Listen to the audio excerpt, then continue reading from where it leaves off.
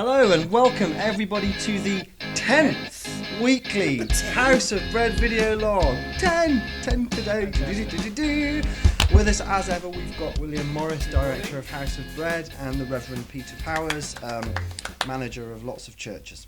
Yeah, manager, yes, that'll do. Lovely to have you here with us, Peter. It's great to be here, Joe. Will's banished me from the cue cards, probably from my consistently taking the mickey out of his handwriting, so I'm not entirely sure what my job is here. I'll just sit here and look pretty. But anyway, Will, what's on the agenda for today? Joe, well, I want to introduce everybody to Peter, because without Peter, House of Bread seriously wouldn't be where it is. So I just really wanted to give him an opportunity to talk a little bit about the work he does. And we'll also mention some of the key highlights that I'm sure he'll mention, one of which is Bread Church and really where that's come from and where it's going. And the other thing is drumming. Ooh. More later. Peter. More later. And dancing. And dancing. And dancing. Yes. All kinds of exciting things. Yeah. Well, I got involved in House of Bread when I first arrived in Stafford 3 years ago, Yeah. 3.5 years ago. And I'd already worked in similar kind of work in London. And so was expecting that there might be something to be done. And really it was the opportunity to bring people together and have a new home for House of Bread that gave it more opportunity to reach more people. Yeah. So it came to Trinity Church in Stafford Town Centre. It has been there since, Yeah. and grown and developed, and the work has expanded. And one of the great things that's been good to see is that we've done more things that at the heart of them are all about bringing people together and reconnecting people, both with one another, with themselves, and on those occasions when it comes about by the Spirit with God too. And so all of those things happen. So Bread Church, well, it's a great thing, Bread Church. We make bread. You do? Here it is. I'm not sure that's a bread. I'm not sure Lasts that's for a. ages. One up for Is next that week. a bread church? This loaf? is prop It was. bread It was now. one, yeah. It's prop bread. To now. be fair, that's been there for a while, so we need to paint it. 2 and full weeks keep now. it. Yeah. Yes, but it's still there, which is It's interesting. still there. Most of the bread we make at Bread Church doesn't last anywhere near as long as that. No. People eat it. Yeah. But again, Myself included. at Bread Church we make bread, but that's not the point. The point is that people get together around a table and talk and share their life stories. And we get, as House of Bread, we get to know people, and they get to know us too. And there's a building of trust there, which enables us to help people more. Well, I different ways. had a lovely experience this morning on the way to Stafford. I bumped into a chap and we got talking about House of Bread. It turned out that he was a friend of House of Bread a couple of years ago who went off the radar, and he freely admitted that House of Bread really helped him get back on his feet, and he's now just found a new place to live, and he was on his way to B&Q to get some paint to decorate the place, and he was looking all about himself. And so, those hard times that sometimes we see people in, and you can easily look at people and think, gosh, how are you ever going to get out of this mess? Places like House of Bread can make a huge difference and have an enormous impact on someone's life. Even if you don't see them for 2 years and you wonder what's happened, they look back and they say, House of Bread really made a difference to me. And it has that strange kind of set of relationships, because we're actually looking for people to stop coming to House of Bread. Our task, as In it the were, nicest possible way. Our task, as it were, is those who come move on in life, so that they're Yeah. able to be more independent and to reconnected, perhaps to family and the communities of which they're a part. And Bread Church enables us to do that, because it's not on the Wednesday night, which is quite a busy period, and it's frenetic, and there's lots going on. The meal and so forth is all very much part of that, and the clothing. But at Bread Church we have a whole morning, and we just gently take our time. And making bread it's a great activity for giving people time, because you have to allow time for the dough to rise.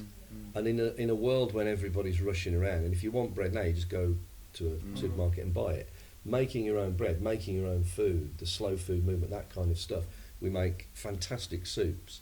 We never quite know what's going to go in them. No, They're always vegetarian. Yeah, but we refer to it by colour. yes, mainly. so now we say today's soup is mostly light green or red, which doesn't necessarily describe what the contents are, but it certainly describes the colour. But the soups are always fantastic, and we share the bread that we make around the table. And of course everybody gets 2 loaves to take with them, one of which they keep for themselves and the other one they give to somebody else. So there's a missionary element in the making. So as people leave, they're encouraged. And we have only one simple rule, and that is you can't give it to the same person in twice. So it means that eventually, and I've already noticed just a couple of weeks ago, somebody was leaving Bread Church and headed off down down the road and was approaching a stranger in the street outside the shops to say, I've just made this loaf of bread, it's fresh, and would you like it? And it's an opportunity for them to talk about, what on earth, give me a loaf of bread. But I think we're missing a trick. Have you been blessing the water? We should be making the bread with holy water. Do you think so?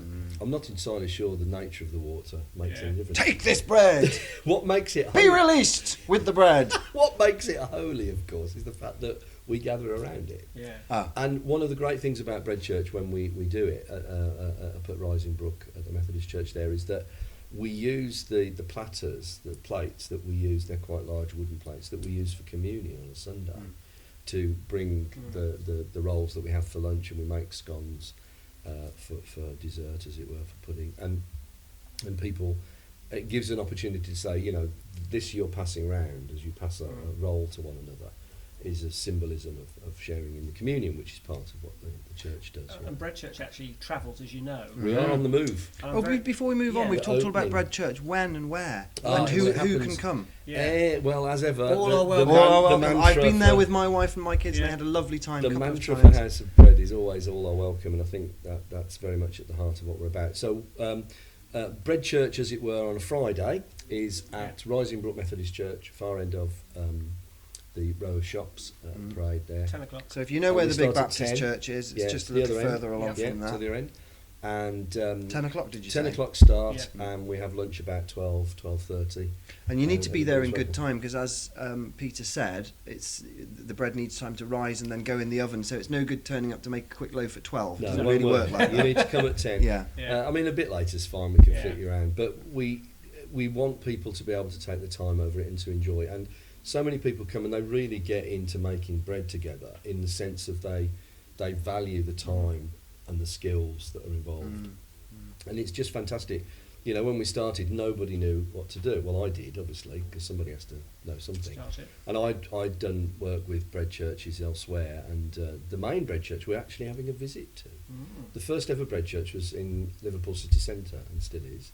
And again, it's a mixed community in context there, where most of the people that come are vulnerable in some way or other, and have backgrounds and all that kind of stuff. So we're going to make a visit on the train. Brilliant. To the Liverpool Bread Church. We're taking groups up there in the next few weeks. So exciting times. But it's been great to watch people grow and develop and become kind of their own expert in making bread. It's a wonderful opportunity to see people get a whole load of pride back, and self-esteem is increased. You can see it. You can see it in action. You can see it happening among the people. It's amazing. In the interest of keeping things short and sweet, and moving things along. Just to let you know that Rickerscope, House of Bread at Rickerscope, starts on the 19th and that's of November. St. Peter's, and that's St. Peter's at Church at Rickerscope. All are welcome, and we're taking Bread Church there on the 10th of December, which is really exciting. Great. And then on the 11th of November at House of Bread at Doxey. We're also doing Bread Church there with our dear friends from Nova Training. So that's Bread Church on its travels, which is awesome. We are mobile. We are mobile. Bread Church is mobile. Yeah. And then very quickly, just a couple of things. First of all, Jane Alcock from Braidley Church, thank you very much for all the donations. You rang me this morning, and I'm taking all the cupcakes and baked potatoes. Interesting combination. Yeah, interesting. Which is good. Also, Disney Disco, great. Thank you for all those Lots who came of in. fun. Yes, Fantastic. that was fab. Boogieing the night Market away. Square, which featured the drumming, which I mentioned right at the beginning of the vlog. Yeah. Any minute now, you'll probably see a bit of footage. Thank you, Jane. Is that being popped in there? Peter and Dexter. You get on. Dexter.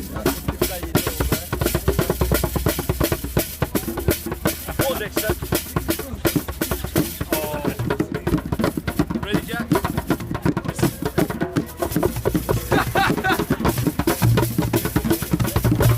Dexter drummed with us. Dexter drummed us, which is He's not as good as everybody else, but he had a go.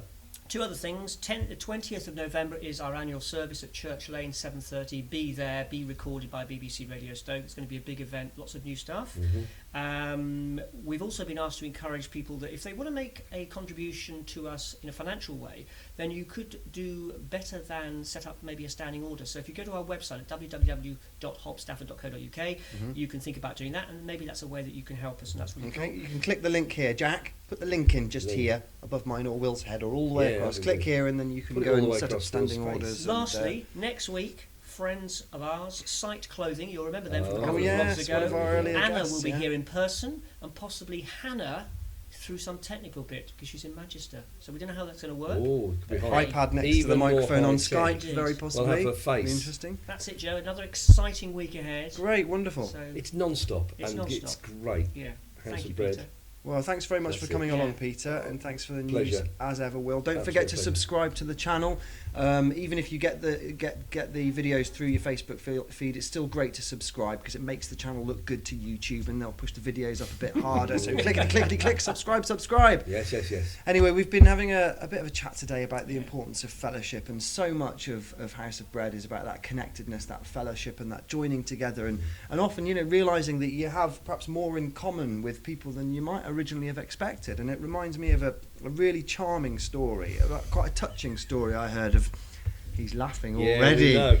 It's the joke, people. It's not. Oh, it's not a joke, sorry, This it's a charming story, it's not It's a a joke. metaphor. It's a true story. Anyway, no, there was a chap. Anyway, he'd been struggling for many years, and he was just teetering on the edge of the bridge, about to throw himself off. Oh, sad story. When another fellow comes along and so he comes running up to him and says, "Stop! What are you doing? Right there, don't go any further, please. There's got to be a way out of this."